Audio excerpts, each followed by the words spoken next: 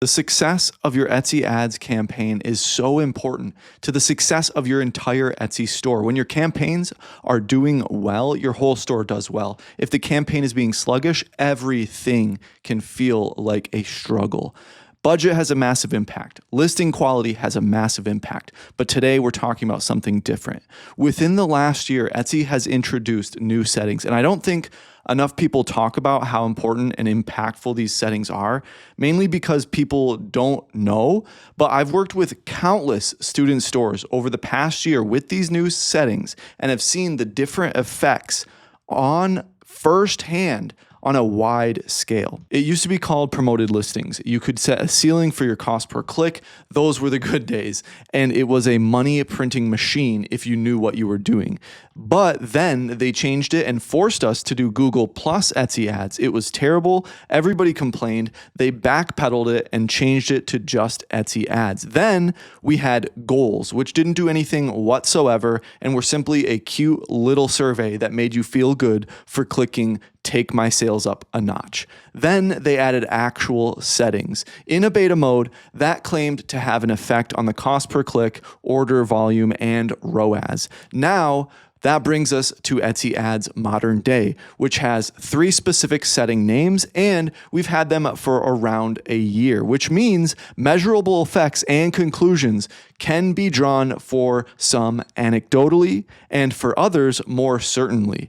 So before you change your budget, pause your ads, or assume Etsy ads just do not work, you need to understand what these settings are actually doing to your Etsy store. Check the description for helpful links like my AddToCartSEO app does all the research for you, saves you hours of time, and calculates your Etsy ad numbers so you don't lose money. Also grab the free Etsy ads cheat sheet in the description, as well as if you would like to work with me one-on-one in my hands-on mentorship, book a free 10-minute call below. Greater visibility. This setting spends the quickest. It's the most aggressive choice. If you're willing to spend, definitely use this one. Always turn off the listings that go over your comfortable cost per order though. Your comfortable cost per purchase, it's how much money you are willing to spend to get one sale. It's a very, very important number, and nobody really knows it. Nobody calculates it, and they see higher revenue than spend and they think everything's okay. That's not the case.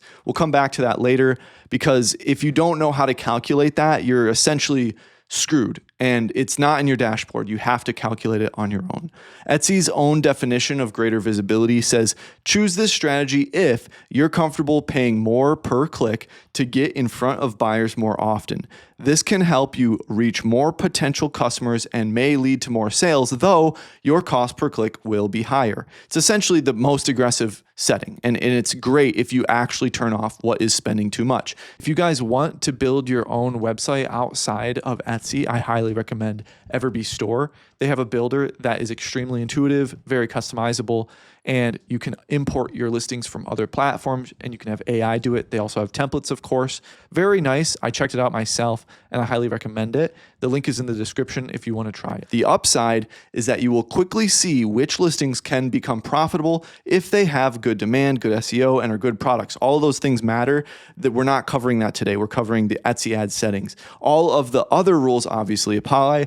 Etsy ads are not a magic wand to make sales, but we aren't covering that like I just said. The downside to this setting is that you will spend a lot more, and in the beginning of choosing this, whether it's your first time trying it or trying it out again, coming back to the setting, whatever, you might be a bit less profitable than normal, or not at all, while you're gaining your footing and gaining your momentum and finding which ones are actually going to be profitable and turning off the ones that became unprofitable. So definitely be warned and be, ready for that. Know your material costs, know all your costs before you go into ads, honestly, and how much you're actually profiting. Efficient spending. Now, this is literally the middle of the road option, and it's usually the most logical choice for most people. A lot of people land on this or the first one, but a lot of people choose this one out of caution, as well as what it says on the dashboard.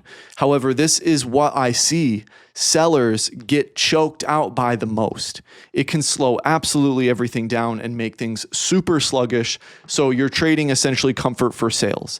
And the biggest caveat though is that if you can get this to spend continuously, this is your best option. The most ideal setting, in my opinion, it's not the best. It's not, don't chisel this on a stone, okay? But my opinion is that the most ideal setting is this one if you're getting high spend and if you're actually getting a lot of momentum. It can choke your sales, it can choke your momentum, it can choke the spend and everything. The whole goal is to spend as much as you can, knowing that for every dollar you put in, you get a 3 to 5 to 6 to 7x ROAS, right? You want to be profitable. That's the whole goal. So the most ideal setting is this one if you're getting high ad spend. And of course, they're profitable, which is on you. If you're profitable, you need to turn off losing listings and know your comfortable cost per conversion. Extremely important. Etsy's own definition of this strategy says, choose this strategy if you want to get the most value from your budget by reaching buyers that are most likely to purchase.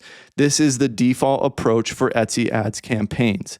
So if they are telling you this, that means that Etsy themselves are stating that they can match you with the right buyers. They are using their customer data and behavior data to find you purchases. This is the most similar to like a conversion campaign on other platforms, but it's also balanced with a decent, conservative ad spend. So it's really the best of both worlds. If it spends, again, if it spends, if you have trouble spending, go to the maximum visibility setting. That is the best setting for people that are struggling to get things moving. But if you can get things moving and you are already moving, or if your store seems a bit unshakable or very strong momentum, definitely go with the middle one if it can spend. This is all completely useless if you do not know what your actual numbers are and you don't know your comfortable cost per conversion. Let me show you. So let's say your item is $34.94. By the way, you can use this tool that I built once per day. The paid version is less than a cup of coffee. $34.94 is what you charge. You have to pay in materials and everything $10.07, and in shipping, let's say you're doing free shipping, $4.50. After fees of $3.77, your remaining profit with an organic sale is $16.60. Okay, that's your baseline. Let's get into ads now. If you're actually spending $168, let's say you log into your dashboard and you've spent $168.34 and you've gotten $340 in revenue, all right? What would you initially think? Oh, awesome, I'm doing good. Wrong. With 9 orders, you're actually losing $2.10 per order. So that is not a profitable listing. And if you go up to this tool, if you actually want to profit, not tool, but this section of the tool, if you actually want to profit $10, that requires a 5x ROAS. And honestly, $34.94 is a very common price. $10 for your costs is very common and reasonable. $4.50 is pretty conservative. Sometimes it's $5, $6, $7 for various size items. So after fees, you're only profiting $16.60.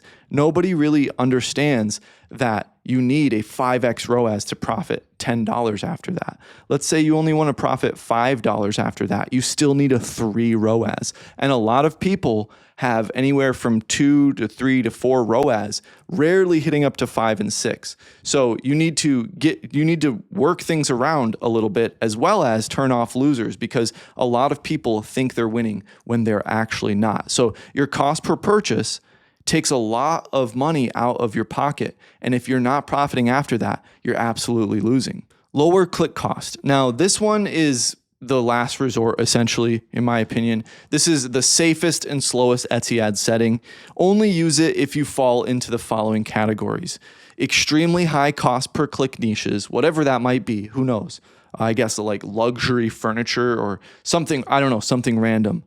Vintage or one of a kind, where you really, really can't spend over your profitable ROAS threshold. So like if you have a $30 product and you spent $5 to acquire it, and it's going to cost $6 to ship it or $5 to ship it, you have $20 profit. You can't spend that much, because if you spend over $20, then you sell it, you just lost money to acquire that item or make that item if it's one of a kind.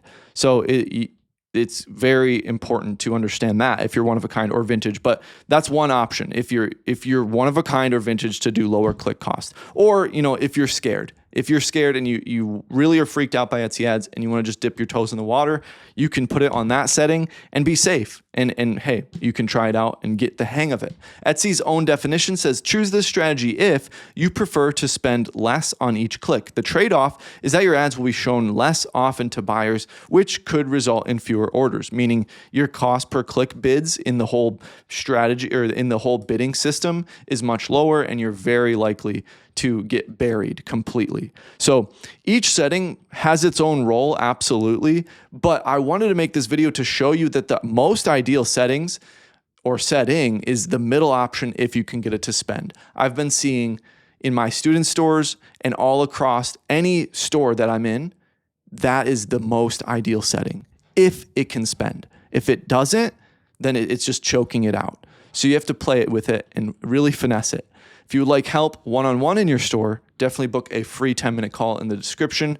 Check the description for all the helpful links, and I hope you have a beautiful day.